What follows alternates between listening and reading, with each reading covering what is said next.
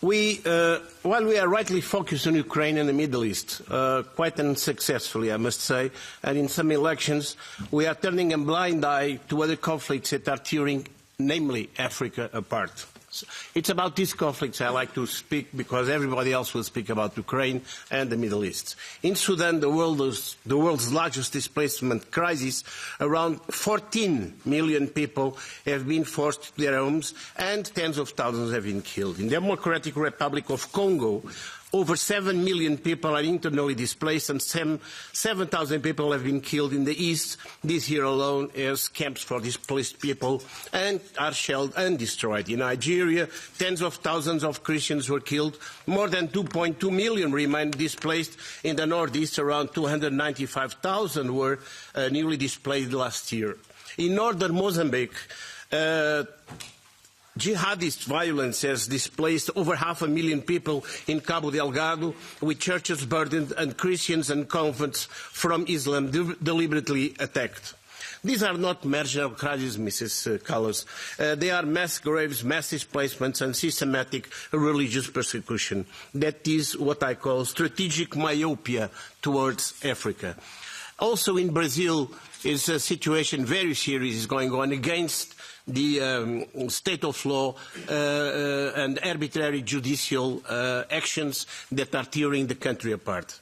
All this should be of concern of our external policy and not only a few conflicts, because in these conflicts we can intervene and we should intervene and we can be successful, Mrs. Kallas. That's why I'm mentioning them, because it's very important that we assert our policy in these theatres that are classical theatres for the European Union.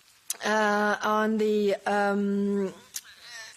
Sudan and Congo and Mozambique and all these conflicts that you bring, I think the fundamental problem we see is that the general rules that we have agreed internationally in multilateral organizations do not apply. I mean, the world is clearly changing. We have had international rules-based orders so far, but it is clear that this is under a heavy attack now. So I think European Union's role has to be to defend this current international rules-based order that, gives the UN Charter, that also, says what you can do or what you can't do as a state to another country, and also what is very, very important is the accountability. Because if, others see that all these crimes, all these wars go unpunished, then we will see more of it, and that is the danger. Now, what concretely, and you said that we have to intervene. I mean, you know that we have the missions and operations.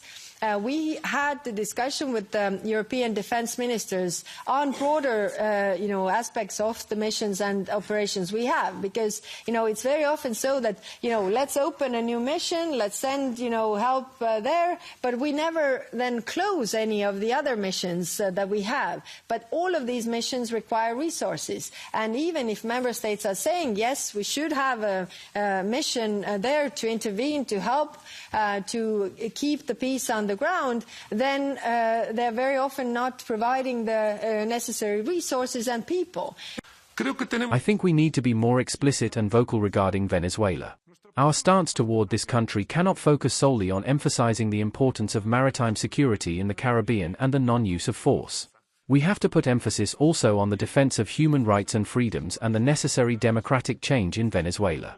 Today, precisely, or tomorrow, María Corina Machado will receive the Nobel Prize. We too should be happy about that and say it openly and without hesitation. Loudly. High Representative, I was expecting more, way more, not only because you barely mentioned areas like Latin America or Africa, but because of your reaction to the US national security strategy. In the worst moment of transatlantic relations, you only said that this document sent us the sign that we need to be self-confident, and in the second round that it's ridiculous, that it says things that are not true, and that it's just a paper. Well, for me, it's not just a paper. It's an official document. It's official policy by a former ally. On Venezuela, where do I have the paper? Yes. So we keep defending that yes, you are there.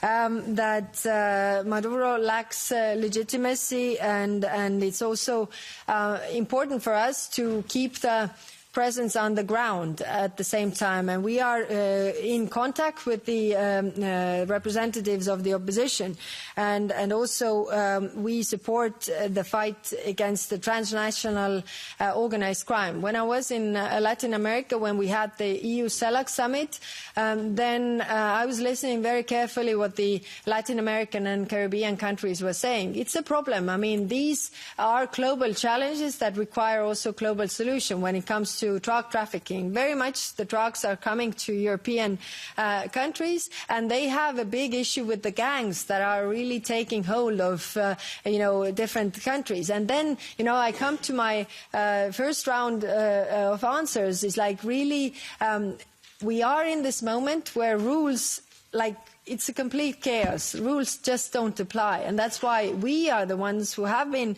fighting and defending the rules. And I must say that all around the world, we have a lot of countries who are looking up at us, that are you doing this? Are you defending the international order? So we are also backing you. And that's why I think this is extremely important.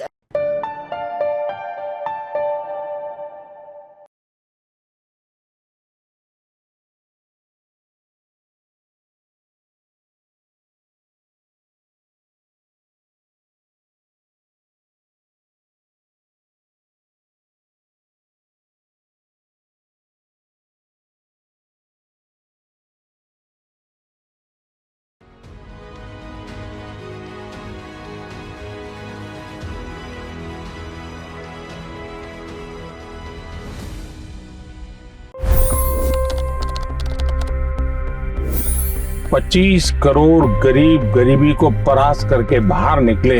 For the good of our nation, let's work together and let's truly make America great again. The fastest news breaks. Requested PM saying that we will have to speak to Putin and to Zelensky. The biggest newsmakers. The relationship with India is probably the most important bilateral relationship the US will have for the rest of this century. The capital delivered quite an election result today. Expert analysis. The million-dollar question today is how to stop this dance of death. Ground reports. I'm standing at the crossroad of the Kumbh Mela. Behind me are more than 100 entry ghats. Long-form interviews. Exclusionary politics is reflected in Manipur case as well. You don't bother because this is a small state. Deep dive into burning issues. It's often said DRC could be the richest country in the whole world. It's because of what sits underneath. Why exactly did the US topple the Sheikh Hasina government? HD videos. We don't just break news, we break it down.